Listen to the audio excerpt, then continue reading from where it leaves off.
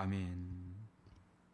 예, 오늘은 사고 치는 자들 수습하시는 하나님이란 제목으로 함께 말씀을 나누도록 하겠습니다. 믿음은 참 신기한 것 같습니다.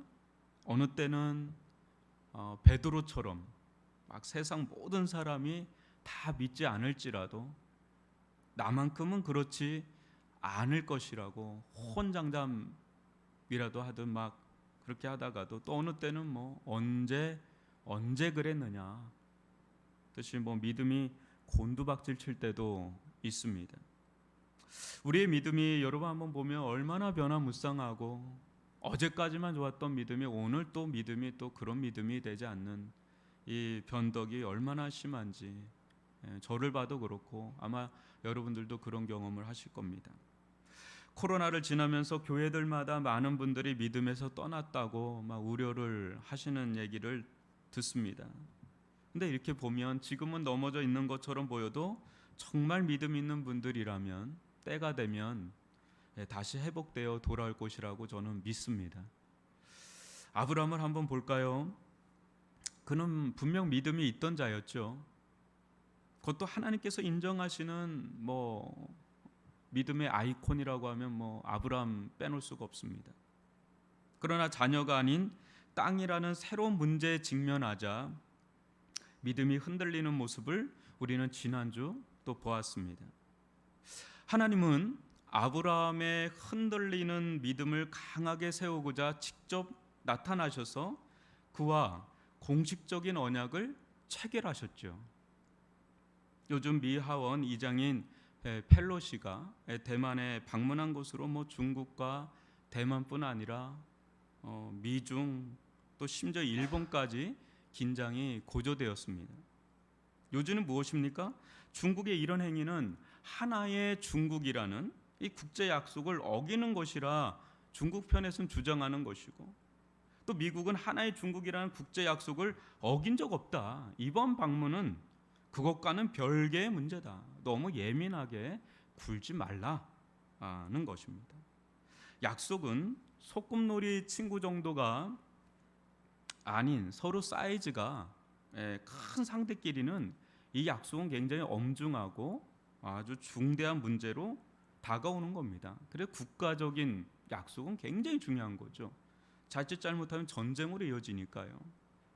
그런 점에서 아브람과 언약을 체결하실 때 이 쪼갠 고기 사이로 홀로 지나가시는 지난주에 살펴본 장면은 절대 변개치 않는 하나님께서 절대 변개치 않는 하나님과 스스로 맹세하신 것이기에 더 이상 그분의 약속을 의심하는 것은 무의미하고 무례한 것이다 라는 정도로 엄중한 약속을 하나님은 체결하신 거예요. 하나님과 하나님으로.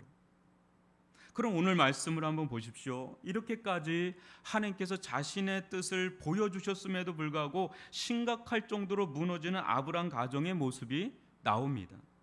세상적으로 보면 참 노답 인생입니다. 이 가정을 보면.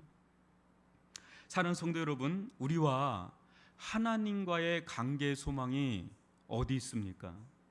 절대 우리에게 있지 않습니다. 우리는 정말 아무것도 아닌 죄인일 뿐이죠. 그저 우리를 구원하시고 회복시키시고 세우시는 분은 하나님이십니다. 하나님만이 우리의 소망입니다. 오늘 말씀을 통해 뒤틀려진 이 모든 상황을 회복시키시는 하나님을 발견할 수 있길 주님의 이름으로 축복합니다. 여러분 1절로 3절을 교독으로 읽어보겠습니다. 아브람의 아내 사레는 출산하지 못하였고 그에게 한 여종이 있으니 애굽 사람이요 이름은 하갈이라. 사레가 아브람에게 이르되 여호와께서 내 출산을 허락하지 아니하셨으니 원하건대 내 여종에게 들어가라. 내가 혹 그로 말미암아 자녀를 얻을까 하노라 하매 아브람이 사레의 말을 들으니라. 아브람의 아내 사레가 그 여종 애굽 사람 하갈을 데려다가 그 남편 아브람에게 첩으로 준 때는 아브람이 가나안 땅에 거주한 지 10년 후였더라. 이 장면은 한 가정의 가정사에 있어서나 또 민족과 민족의 그 피비린내 나는 역사에 있어서나 돌이킬 수 없는 비극의 시작점이 됩니다. 저는 이 장면을 묵상하면서 참 놀랐습니다. 그것은 이 모든 일이 하나님의 큰 은혜를 받고요, 또 약속을 받자마자 거의 바로 일어난 일이라는 사실이에요. 그게 3절에 보면 10년 후였더라라는 이 대목이죠. 지난번 바로 하나님의 은혜를 경험하고 하나님과 약속까지도 했지 않습니까? 그러자마자 이게 일어난 일이라는 거. 아니, 이렇게까지 하나님을 분명하게 만났잖아요. 또 어떻게 이리 급격하게 이 곤두박질 칠 수 있을까? 미끄러질 수 있을까 싶은 거예요. 우리는 좀 이해가 안 가잖아요. 하나님을 만났잖아요. 그리고 믿었잖아요. 또 하나님과 체결도 했잖아요. 그러면 충만해야 되는데 어떻게 이렇게 급격하게 곤두박질 칠 수 있을까? 보십시오. 사라가 아브라함에게 무엇을 제안하는지 2절을 한번 다시 보면, 여호와께서 내 출산을 허락하지 아니하셨으니 원하건대 내 여종에게 들어가라. 내가 혹 그로 말미암아 자녀를 얻을까 하노라. 여러분 보세요. 사라는 하나님의 존재를 부인하지는 않았습니다. 부인하진 않아요. 그런 점에서 믿음이 없다고 할 수는 없습니다. 믿음이 있는 거죠. 그러나 하나님께서 하신 약속이 이루어지는 때, 또 방식을 자기 마음대로 정하는, 이것이 이제 화근이었던 거예요. 이게 화근이었던 거죠. 선을 넘는 거죠. 사라도 하와처럼 하나님의 말씀을 직접 받은 것이 아니죠. 아브라함을 통해서 그간에 있었던 일, 또 하나님께서 하셨던 말씀 분명히 전해 들었을 겁니다. 그때 아브라함과 사라는 막 흥분했을 것이고 기대감에 차올랐을 것입니다. 아, 드디어 하나님께서 우리에게 자녀를 주시겠구나, 땅도 주시겠구나, 너무나 분명하게 말씀하셨고 사인도 보여주셨으니까 이제 우리 고생 끝났다, 이제 보상만 남았다, 막 이렇게 기대감에 차올랐을 겁니다. 그러나 기대가 컸던 만큼 실망도 컸습니다. 아무리 노력해도 아이가 들어서지를 않는 것이죠. 조바심이 나는 겁니다. 아, 왜 안 되지? 왜 안 되지? 분명 말씀하셨잖아, 약속하셨잖아. 실망이죠, 실망. 여러분, 실망은 생각보다 깊은 상처예요. 필립 얀시는 하나님 당신께 실망했습니다 해서 하나님께 실망하는 이유를 세 가지로 이야기합니다. 첫째는 하나님께서 공평해 보이지 않을 때이고, 둘째는 하나님께서 침묵하시는 것 같을 때이고, 셋째는 하나님이 숨어 계시는 것처럼 여겨질 때라고 하였습니다. 한 여성으로서 사라는 깊은 좌절감을 느꼈을 것입니다. 그리고 실망했습니다. 그동안 꾹꾹 참아왔던 아브라함이 이제 먼저 터졌고, 이젠 사라가 그 서름에 터져버린 거죠. 10년이 지났으니까, 약속도 받았는데 안 되니까. 그때 그녀는 아주 단호한 결심을 합니다. 그것은 당시 주변 지역에서 자주 행하던 축첩이라고 합니다. 오늘날의 대리모라고 할 수 있는. 그래서 첩을 통한 자녀 출산의 길을 결정합니다. 여기서 우리는 이제 복잡한 상황을 마주합니다. 그것은 이 상황이 아브라함이 기근으로 애굽으로 내려갈 때와 비슷한 모습을 연상시킨다는 것이죠. 그때 아브라함 가정에서, 여러분 우리 12장에 살펴봤지만 하나님을 철저히 배제시킵니다. 하나님을 찾지도 하나님께 묻지도 않습니다. 그 순간 하나님은 없습니다. 여러분, 불신앙적인 모습이 무엇인지 아십니까? 불신앙적인 모습, 신자 안에도 있거든요. 그것은 잘 믿다가도 어느 순간 마치 하나님께서 아니 계신 것처럼 행동하는 것, 그것이 불신앙적인 태도입니다. 지금 기근으로 애굽으로 내려갔던 때와 비슷한 일이 또 반복되죠. 그죠? 사라의 실망은 하나님을 철저히 배제시킴으로 드러납니다. 1절부터 6절까지 하나님은 아예 안 보이죠. 안 나타나죠. 그녀는 하나님께 이제 물었어야 되죠. 하나님 언제까지입니까? 언제까지 기다려야 합니까? 하나님께 묻고 아브라함도 묻고 기도를 더 했어야 되는데 그런 장면이 일체 나오지를 않죠. 철저히 하나님을 배제시키죠. 너무 실망한 거예요. 너무 실망한 거죠. 이해는 가죠. 이해 가지 않습니까? 10년 동안 하나님 말씀만 듣고 이렇게 했는데 여전히 안 들어주실 때 충분히 이해는 가지만 일은 더 꼬이고 꼬일 뿐입니다. 여러분, 오늘의 또 다른 주인공 애굽 출신의 여종 누가 나오죠? 하갈이 나오죠. 이 사람 어떻게 아브라함 가정에 있었을까? 여러분 한번 생각해 보세요. 애굽 사람 하갈이 어떻게 아브라함 가정에 이렇게 들어와 있을까?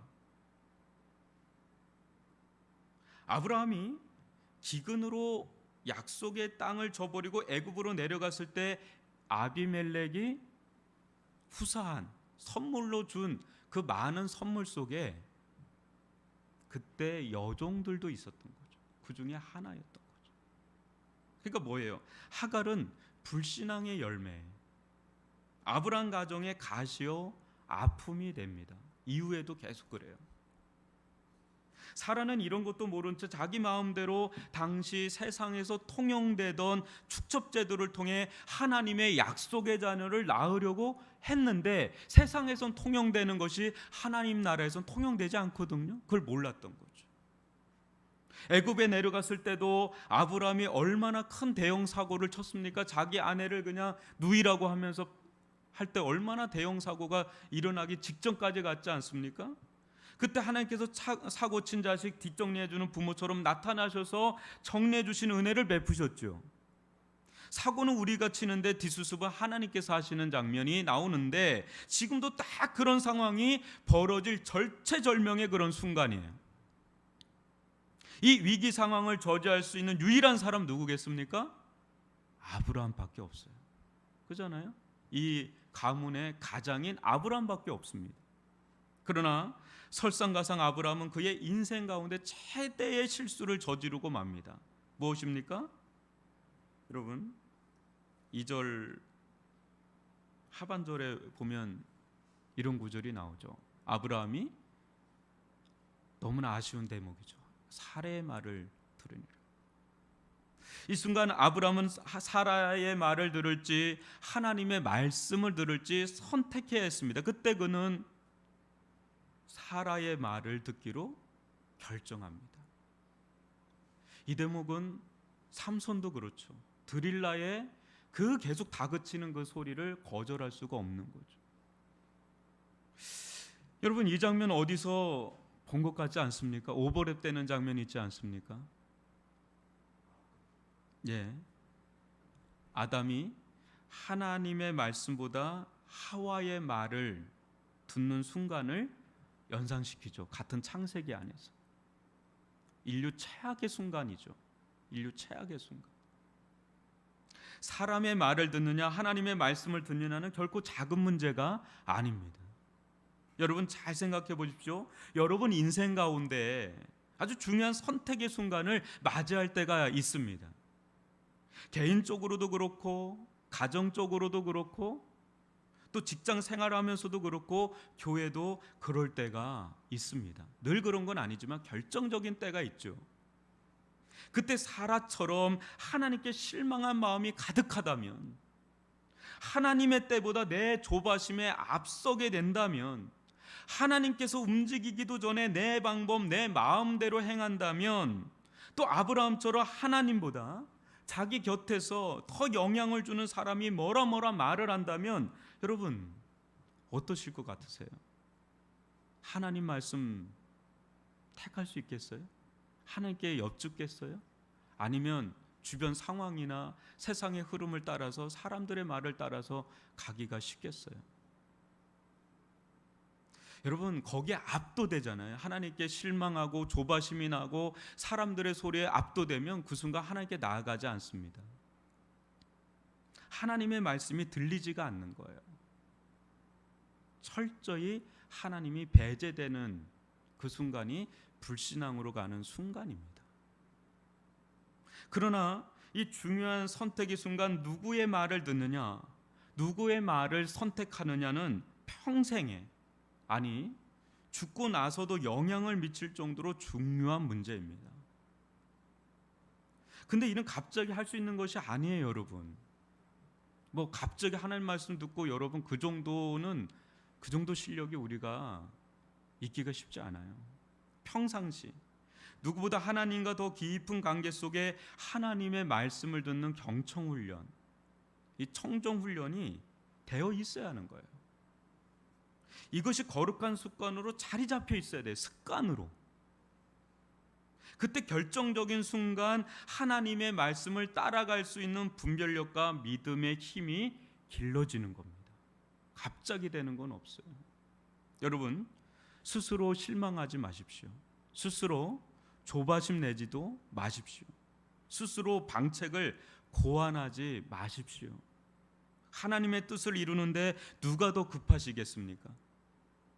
하나님이 더 급하시죠.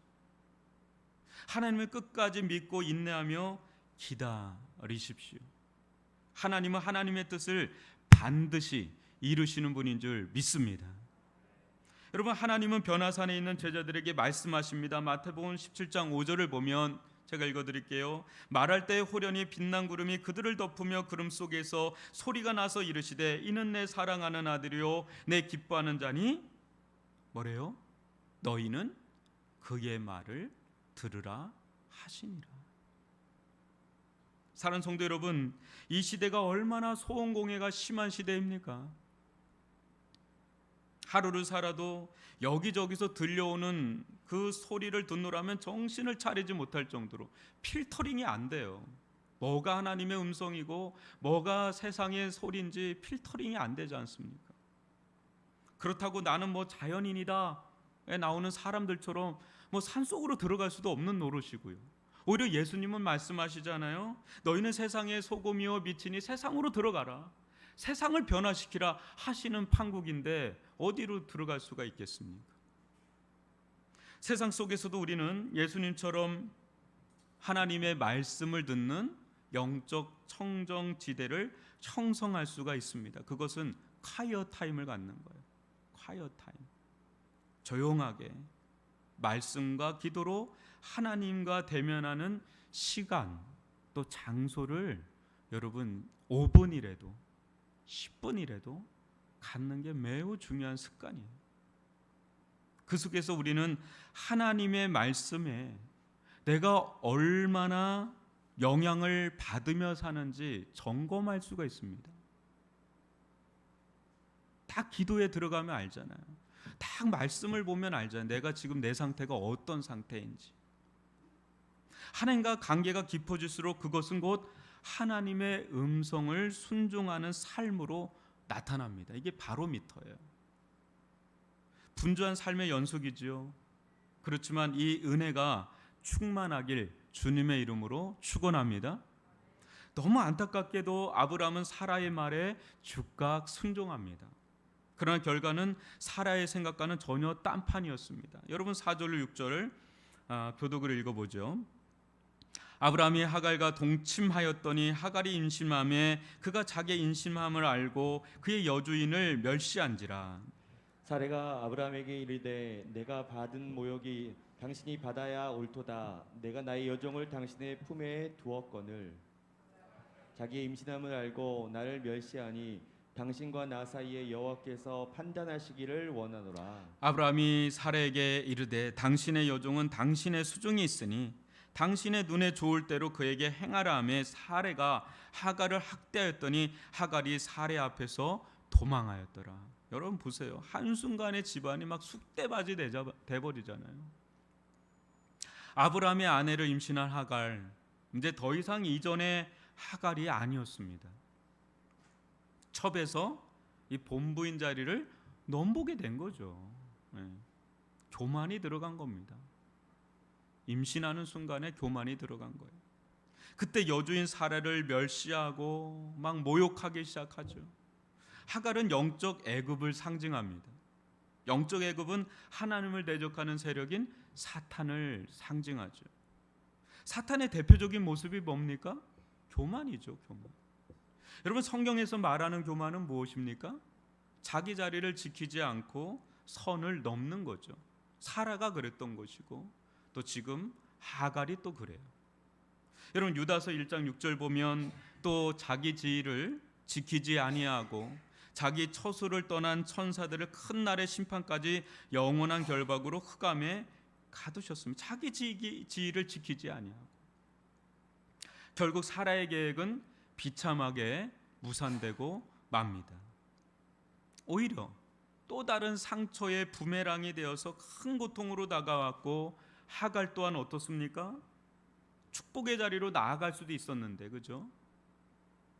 조카 롯처럼 이스마엘과 함께 아브라함으로부터 멀어져만 가는 인생이 됩니다. 이제 다음 주 계속 살펴보면 그것은 곧 뭐를 얘기하게요? 하나님의 축복의 자리에서 멀어져 가는 그런 안타까운 일이 일어나죠.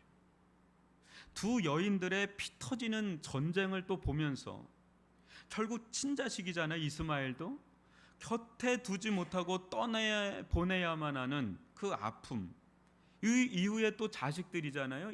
이삭의 후손과 이스마엘의 후손의 그 끝없는 전쟁을 봐야만 하는 이 아브라함에게 이 사건은 고통의 고통으로 다가오는, 막 뒤죽박죽, 난장판, 이게 그냥 한순간에 막 이루어져 버린 거예요.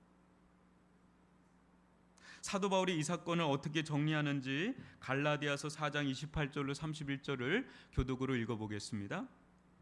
형제들아, 너희는 이삭과 같이 약속의 자녀라. 그러나 그때 육체를 따라 난 자가 성령을 따라 난 자를 박해한 것 같이 이제도 그러하도다. 그러나 성경이 무엇을 말하느냐? 여종과 그 아들을 내쫓으라. 여종의 아들이 자유 있는 여자의 아들과 더불어 유업을 얻지 못하리라 하였느니라. 그런즉 형제들아, 우리는 여종의 자녀가 아니요 자유 있는 여자의 자녀니라. 이제 다르다는 거예요. 인간적인 방법으로 낳은 것은 약속의 자녀가 아니다. 하나님의 방식으로 하나님의 뜻을 따라서 낳은 자녀가 하나님의 자녀다라는 것이죠. 사는 성도 여러분, 이 상황에서 가장 실망한 분은 누구겠습니까? 사라일까요? 하갈일까? 자기 뭐 잘못한 것도 없는 것 같은데 이렇게 쫓겨나가고 도망칠 수밖에 없는 하갈일까요? 아니면 나는 아무것도 안 하고 그냥 하라는 대로 했는 아브라함일까요? 누가 가장 실망했을까요? 저는 이 장면에 단 한 번도 나오지 않는 하나님이시라고 보입니다. 하나님의 계획이 사라와 하갈과 아브라함을 통해서 처참하게 짓밟히잖아요. 완전히 뒤틀려 버리잖아요. 하나님은 다 계획이 있는데 사라 때문에, 하갈 때문에, 아브라함 때문에 이게 다 뒤틀려져 버리는 그런 상황을 볼 때 누가 가장 실망했겠어요? 하나님이 가장 실망했겠죠. 어디서부터 어떻게 수습해야 될지 모를 정도로 지금 이 상황이 예사 상황이 아니죠. 그렇게까지 신신당부하면서 말씀도 전하고 자신을 믿어달라고 그렇게 언약식까지 하면서까지 했는데 말하기도 무섭게 금방 돌아서서 일종의 이렇게 뻘짓이라고 그러죠. 이런 것을 했을 때 얼마나 하나님 마음이 괴로웠겠습니까? 그러나 하나님은 이 모든 것을 아셨습니다.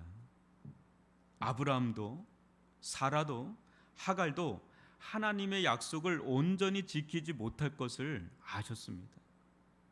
아셨기에 하나님은 아브라함과도 사라와도 하갈과도 약속을 맺지 않으셨던 거예요.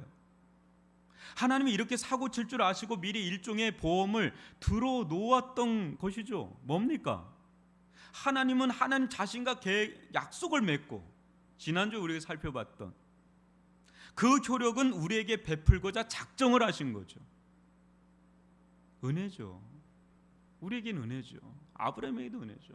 사고는 아브라함이 치고 그 뒷수습은 하나님이 해주시는, 아브라함 편에서 보면 은혜죠. 이 은혜가 아브라함 가정의 유일한 희망이고 소망이고 치우고 회복의 근원이 돼버려요. 사고도 잘 치고 실패도 잘하는 우리에게도 이 은혜가 유일한 희망이요 소망인 줄 믿습니다. 여러분, 만약 우리가 한 대로 내버려 둔다면 우리는 온통 상처투성이고 난장판도 그런 난장판이 없을 거예요. 우리 개인적으로도 그렇고 가정도 그렇고 뭐 교회도 그렇고, 안 그렇습니까? 그러나 하나님은 하나님께서 약속하신 약속이 있기에 그 모든 사고 현장을 수습하시고 뒷정리하시고 무너지고 깨어진 실패의 자리를 다시금 하나하나 회복시켜 가십니다. 그 하나님만이 우리의 유일한 소망이 되는 줄 믿습니다.